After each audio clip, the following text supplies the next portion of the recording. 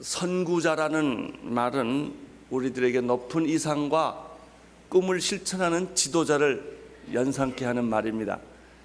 일제시대에 작곡된 조두남 씨의 선구자라는 우리나라 가곡이 있는데, 그 노래를 들을 때마다, 전 잘 못 부르니까 들을 때마다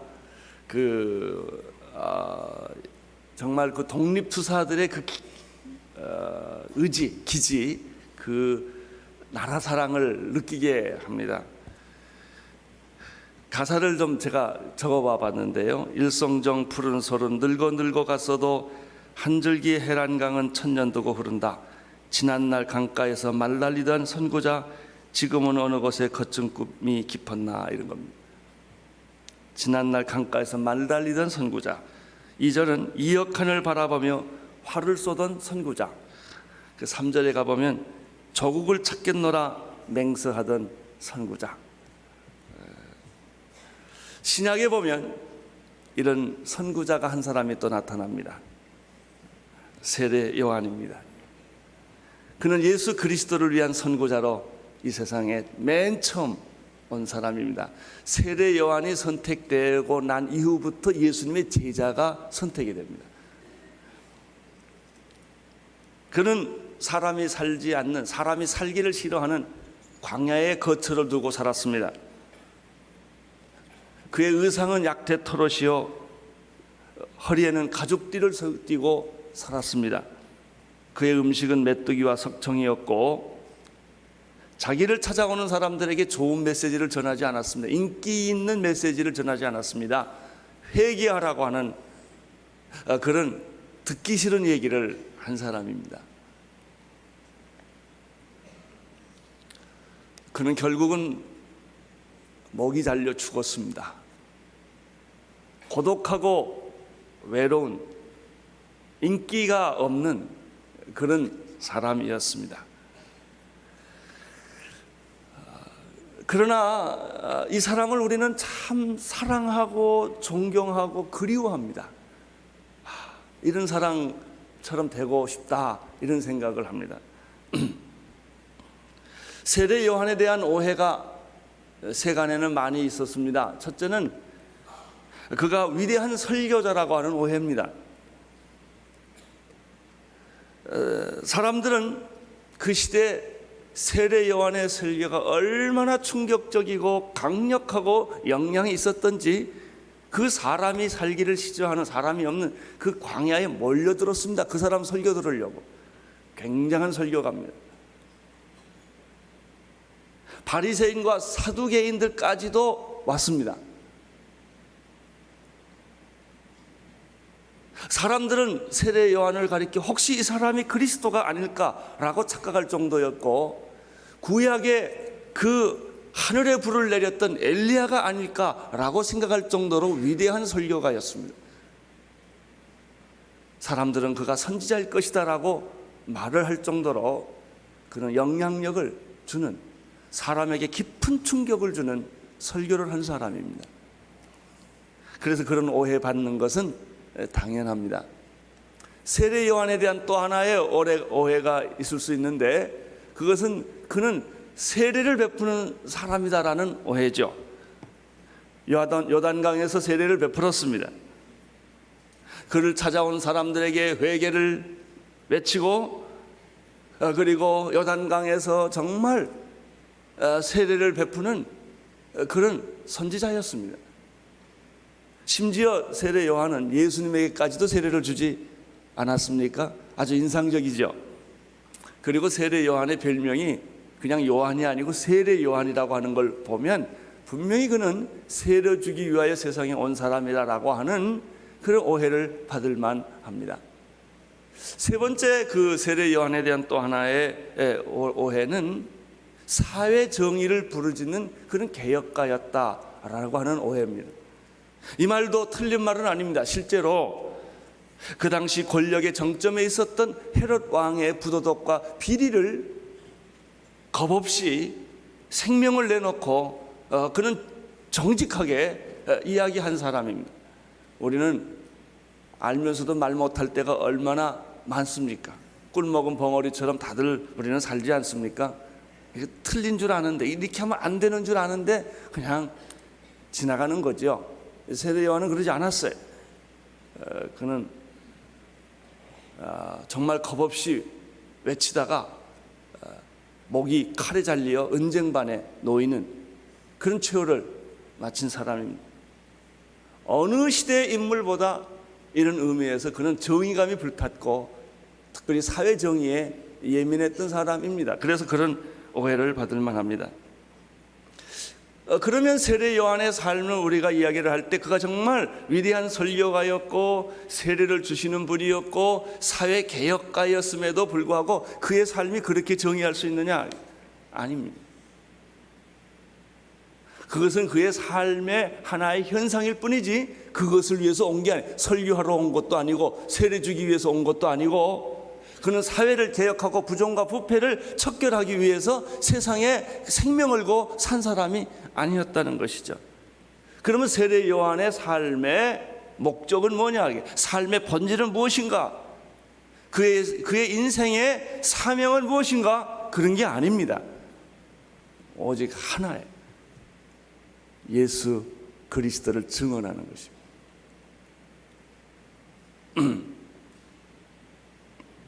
예수님이 하나님의 아들이시요 모든 온 인류를 위한 구원자요 세상 죄를 지고 가는 하나님의 어린 양이라고 하는 이 사실을 그는 몸으로, 자기 삶으로, 자기 생애 전체를 던져서 이야기하는 것, 말하는 것, 선포하는 것, 증언하는 것, 그것이 세례 요한의 삶이었다. 그는 잉태할 때부터 그의 목이 잘려 죽는 순간까지도 그를 사로잡고 있었던 것은 다른 것이 아니었어요. 사회 정의가 아니었습니다. 설교가 아니었습니다. 예수였습니다. 예수.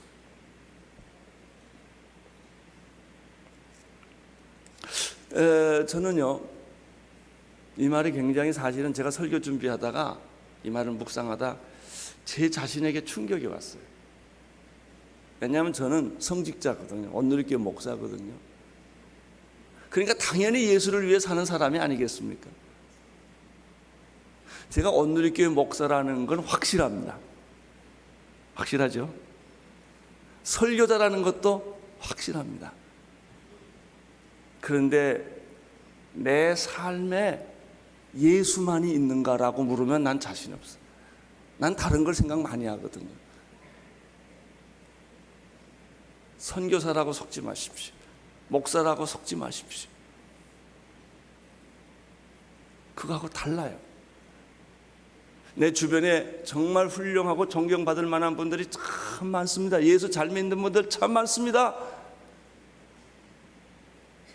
그런 분들 중에는 의사도 있고 교수도 있고, 그런 분들 중에는 정말 좋은 일들을 많이 하는 분들, 교육가도 있고 학교도 하고 다 합니다. 그가 교육가이고 의사이고 그리고 선생이고 비즈니스맨이고 이런 것은 좋은 크리스천 중에 그렇다고 말해요. 그러나 그 사람이 예수에 미친 사람이냐? No, 그건 아니더라고. 예수 믿는 사람으로서 자기의 좋은 직업을 가지고 있는 사람일 뿐이지 예수에 미친 사람이냐? 그건 아니더라고. 아무튼 우리는 안 미치려고 얼마나 애쓰는지 몰라.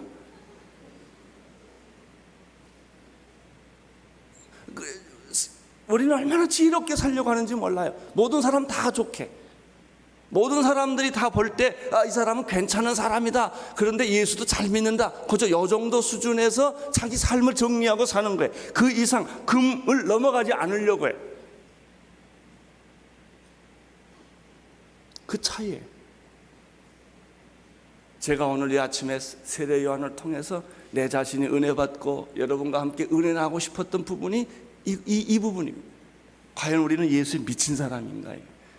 잠을 자도, 밥을 먹어도, 꿈을 꿔도, 길을 걸어도, 누워도, 병들어도, 내가 건강해도, 내가 실패해도, 성공해도, 살아도, 죽어도 내 몸 안에는 오로지 예수만 있냐 이거예요.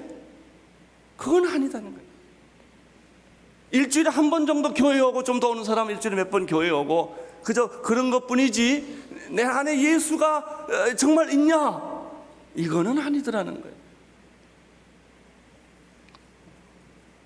그러니까 우리는 이 세상살이에 여러 가지 시달리고 고민하고 갈등하는 거예요. 우리의 갈등의 종류가 또 얼마나 많은지 몰라요. 별의별 갈등이 다 있으니까. 근데 세례 요한은 단순한 사람이에요. 예수 하나밖에 없어요. 예수 하나. 예수 하나밖에 없기 때문에 그 사람이 균형이 깨졌느냐? 그 사람이 잘못된 편협한 삶을 살았느냐?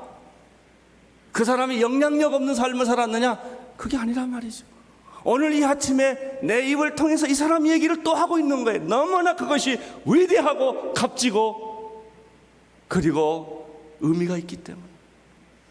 이렇게 아름답고 이렇게 귀하게 산 사람이 없기 때문에.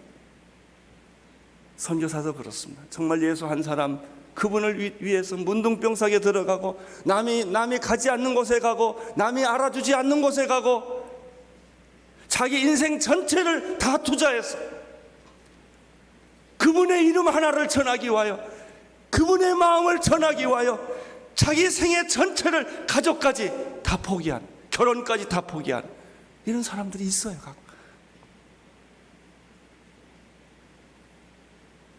이 세례 요한의 삶이 이런 것이었다.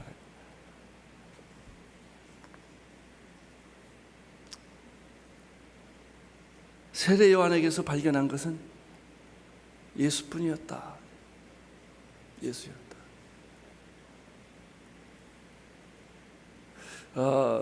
그분이 이단으로 몰리기도 했습니다만은요, 내가 읽은 글 중에서 그분이 일찍 죽었어요. 이영도 목사라는 분이 있었습니다. 옛날에. 그분의 글을 읽고 저는 굉장한 충격을 받았습니다. 예수 외에는 없어요. 교단도 없고 교파도 없고 총회도 없고 노회도 없고 인간관계도 없고 그의 설교는 오직 예수만 토하더라. 이런 사람, 우찌무라 간조 같은 사람, 가가와 도요이코 같은 사람들. 어쩌면 이 사람 안에는 예수만 있다. 우리는 교단이 있고 교파가 있어요. 우리는 자기 교회가 있어요. 그래서 예수님이 자꾸 가리워지는 거예요.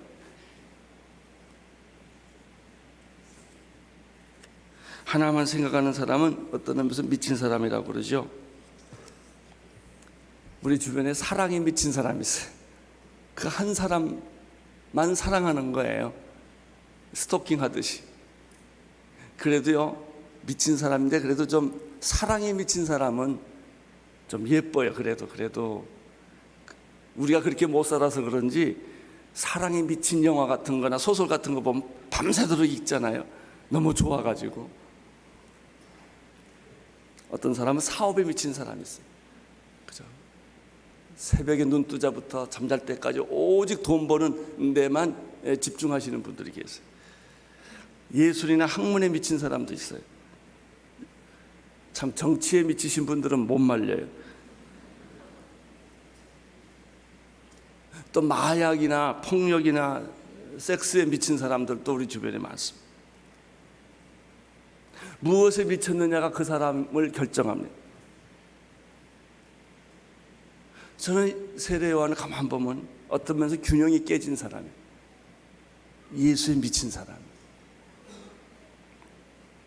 미친 사람의 특징이 뭔지 아세요?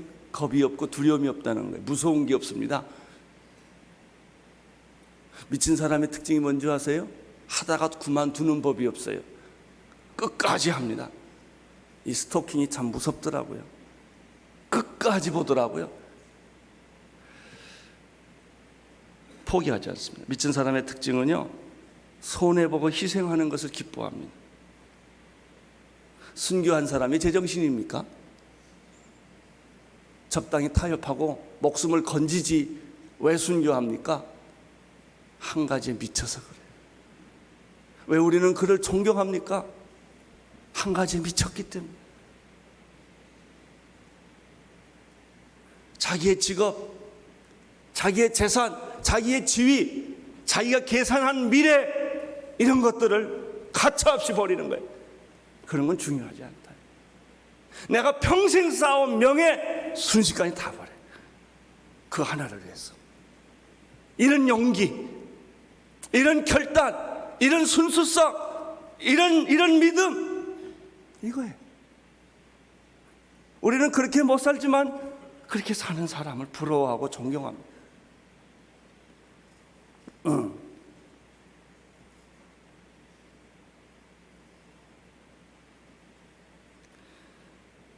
젖은 나무 화영에도 기쁨으로 찬송을 부르며 죽어가는 사람들, 굶주린 사자의 이빨 속에 찢겨가면서도 찬양하는 사람들을 우리는 어떻게 설명을 해야 할까요?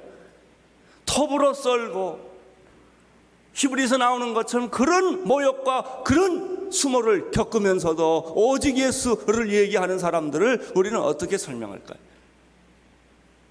그렇게 하게 한 힘이 무엇일까요?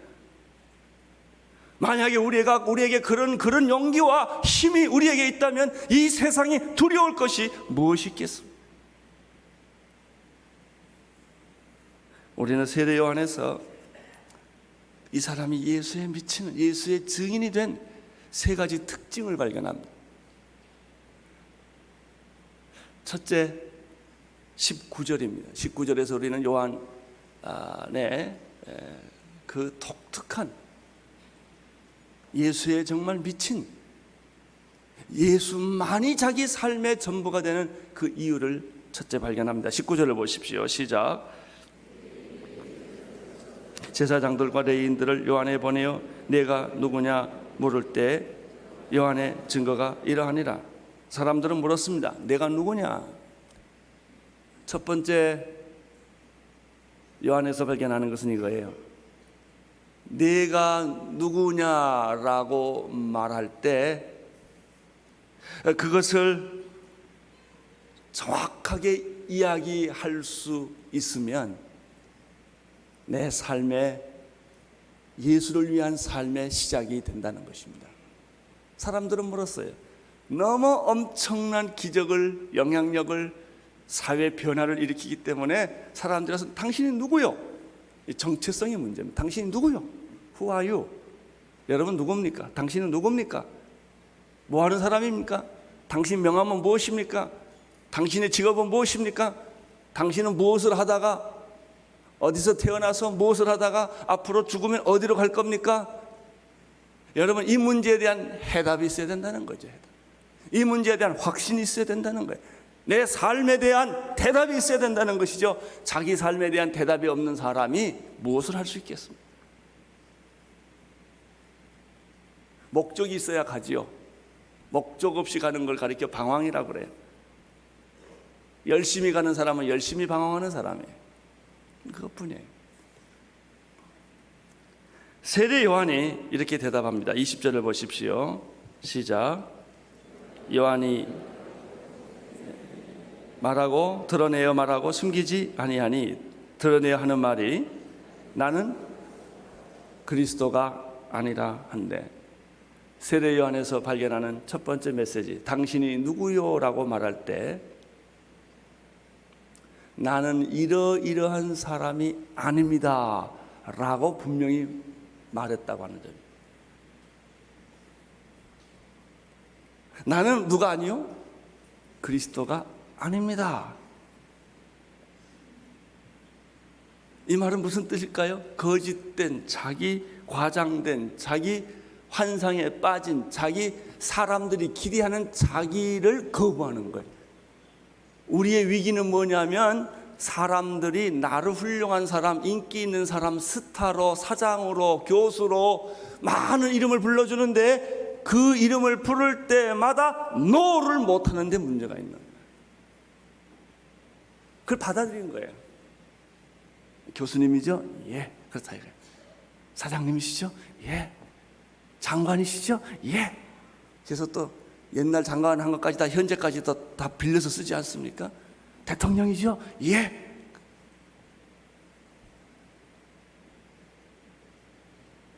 사람들은 세례 요한이 그리스도이기를 바랬어요.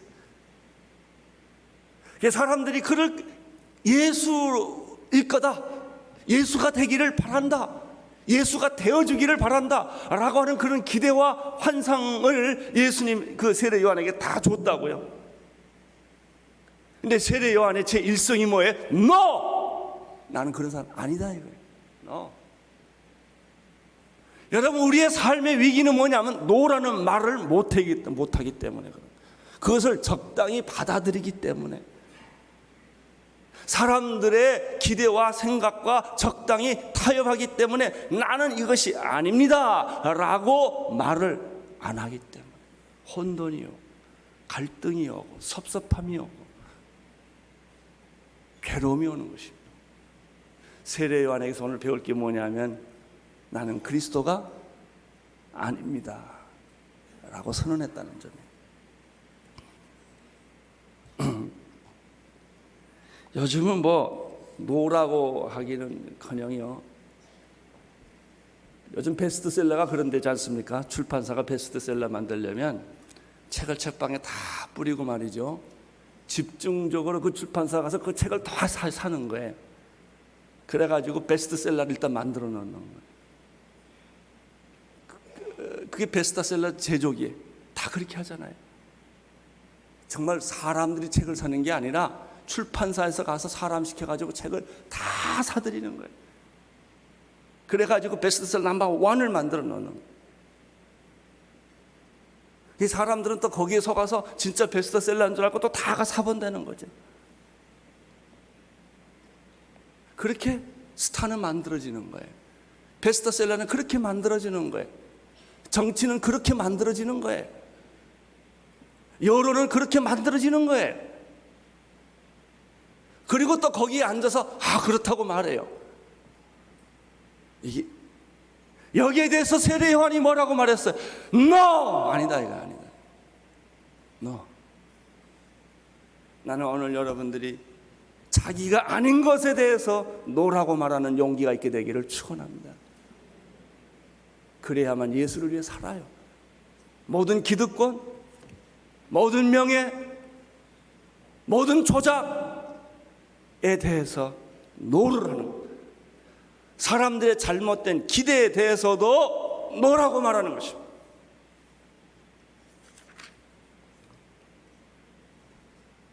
(21절을) 보십시오. 같이 읽겠습니다. 시작. 또 묻되 그러면 무엇냐? 그가 내가 엘리야냐? 가로되 뭐라 그래요? No. 내가 선지자냐? 대답하되 아니다. 그러면 내가 누구냐? 우리를 보낸 이들에게 대답하게 하라. 너는 내게 대하여 뭐라고 말하느냐? 이렇게 말해요. 너는 내게 대하여 뭐라고 말하느냐? 여기 그랬죠? 나는 그리스도가 아니다 이렇게 시작합니다. 그러면 내가 엘리야냐? 아닙니다. 선지자냐? 아닙니다. 세례 요한이 계속 그렇게 얘기합니다. 여러분, 당신은 세상의 옳고 그름을 판가름하는 검사냐? No! 이렇게 말해야 돼. 당신 재판관이냐? 당신 양심상 No 그래야 돼. No. 당신은 세상의 건강을 다 책임지는 의사냐? No. 당신이 학교에서 가르치는 선생이냐? No. 나 아닙니다. 나는 그런 사람 아닙니다. 사람들은 그렇게 봐줘요. 그럴 때 No. 당신 목사냐? No. 이거 오늘 세례 요한에게서 배우는 거예요. 나는 그리스도가 아니요, 엘리야도 아니요, 선지자도 아니요. 아니요. 두 번째입니다. 두 번째 세례 요한에서 그러면 배우는 것은 무엇이 있을까요? 23절 보십시오. 시작. 그러되 나는 선지자 이사야 말과 같이 주의 길을 걷게 하라고 광야에서 외치는 자의 소리다. 첫째, 자기 부정이에요. 두 번째, 그러면 너는 누구냐? 너는 내 자신에 대해서 뭐라고 설명하느냐라고 말할 때 세례 요한이 이렇게 말하죠. 내 생각에는 이렇게 말하지 않아요. 사람들이 나에 대한 이런 칭호를 붙여줍디다 이런 말도 하지 않아요. 나는 이런 외모고시를 파스했습니다. 나는 사법고시를 파스했습니다. 나는 대학에 들어갔습니다. 그래서 나는 이런 자격을 가졌습니다 이렇게 말하지 않는단 말이죠. 물론 교수님인데 당신 누구요? 나는 교수 아닙니다 이렇게 말하지 말라는 뜻이 아니에요. 이거는 여러분의 영적 태도를 말하는, 영적 태도를 아닙니다. 그럼 당신 누구냐? 요한의 얘기를 잘 들어보세요. 요한이 뭐라고 말해요? 성경에 말하는 바에 의하면 이런 뜻입니다. 성경이 말하는 바에 의하면 이사야 이야기를 인용해서 하는 거예요. 나는 광야에서 외치는 자의 뭐다? 소리입니다. 그래서 우리가 여기서 배우는 두 번째 메시지는 뭐냐면 당신을 정의할 때 성경에서 말하는 대로 정의하라. 성경에서 당신에게 부여해준, 하나님이 부여해준 사명을 가지고 여러분의 삶을 결정하라 이러니. 세례 요한은 세례받 주는 사람도 아니요, 설교하는 자도 아니요, 사회개혁가도 아니요, 성경에서 그에게 부여해준 별명이 뭐예요? 나는 광야에서 외치는 자의 소리다. 무엇을 위하여? 주의 길을 곱게 하기 위하여. 모든 사람이 예수를 만나볼 수 있도록 높아진 것은 낮게 만들고 낮은 것은 높게 만들고 그의 길을 준비하는, 곱게 만들기 위해서, 예수님을 모든 사람이 만나기 위해서 나는 광야에서 외치는 자의 역할, 소리를 하는 사람이다 라는 거예요. 그 사람이 세례 요한입니다. 나는 여러분의 삶이 예수를 증거하는 삶이 되기를 바라고, 예수를 위한 삶이 되기를 바라고, 그렇게 여러분 자신이 무엇을 하든 어디에 있든, 건강하든 병들든 가난하든 부유하든 유명하든 무명하든 내 삶이 예수를 보여주는 삶입니다. 나는 그것을 위해서 성경에 말한 대로 이 세상에 왔습니다. 이렇게 말할 수 있는 축복이 있게 되기를 바랍니다. 이것이 오늘 우리가 요한복음에서 발견하는 것입니다. 세 번째입니다. 29절을 보십시오. 시작. 이튿날 요한이 예수께서 자기에게 다오심을 보고 가로되 보라 세상 죄를 지고 가는 하나님의 어린 양이로다. 그리고 나서 세례 요한이 말이죠, 예수님이 그 다음날 오니까 제자들과 함께 있다가 그가 예수님을 보자마자 한 말이 뭐냐면 이 말이에요. 보라 세상 죄를 지고 가는 하나님의 어린 양이로다. 그래서 세 번째 세례 요한에서 배울 게 뭐예요? 첫 번째는 자기 부정이에요. 두 번째는 성경에서 말한 자기 사명에 대한 확인이에요. 세 번째 무엇입니까? 예수 그리스도를 바라본 거예요. 예수 그리스도를. 내 직업은 하나예요. 목사가 아니고 예수입니다. 내 삶은 선교사가 아니고 예수입니다. 내 삶은 오직 예수 그리스도뿐이다 라는 거예요. 이런 태도를 가지신 분이 세례 요한이었다.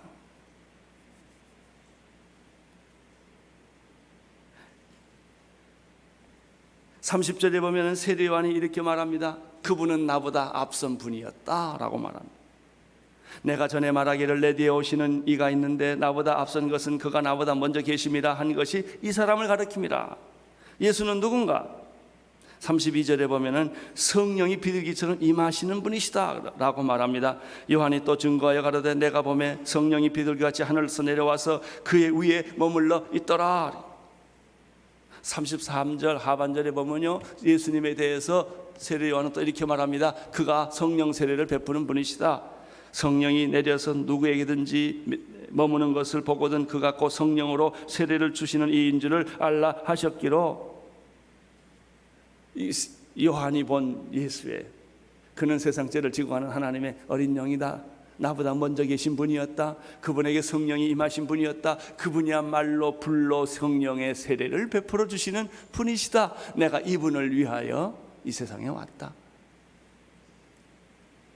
사랑하는 오늘 교회 성도 여러분, 오늘 나는 이 세례 요한을 통하여 이런 놀라운 삶의 원리와 철학을 배울 수 있게 되기를 바랍니다. 당신이 무슨 일을 하든 무슨 직장을 갖든 그분은 예수를 위한 사람이었다. 예수만 있었던 사람이었다. 어떤 사람은 테레사 같은 사람은 예수를 위한 삶이라는 사람보다 가난한 사람을 위한 사람이었다, 이렇게 인상이 깊지 않습니까? 달라요. 그게 그거 아니냐? 아니에요. 이 사람은 위대한 교육가였다, 이 사람은 위대한 비즈니스맨이었다, 그렇게 말 듣는 거 하고요, 이 사람은 예수의 사람이었다는 거 하고는 달라요. 나는 그 말을 동시에 다 듣게 되기를 물론 축원합니다. 예수에 미친 사람, 예수만이 있는 사람. 저는 우리 나라의 믿음의 선배 가운데 체질은 잘 안 맞지만 존경하는 사람이 하나 있어요. 최봉석 목사님, 예수 천당을 외쳤던 사람. 그 말이 어느 정도 사실인지는 모르겠지만 그 사람은 건들면 예수, 건들면 천당이 나온대. 그 말밖에 모른다는 거예요. 일제시대 감옥에서 순사들이 고문을 할 때 그 사람은 고문할 수 없었던 것이 때리면 예수, 고문하면 천당, 건들기만 하면 예수 천당만 하니까. 저는 균형이 깨진 사람이지만 그 사람을 부러워합니다. 나도 그렇게 될 수 있었으면 좋겠다, 이런 생각을 합니다.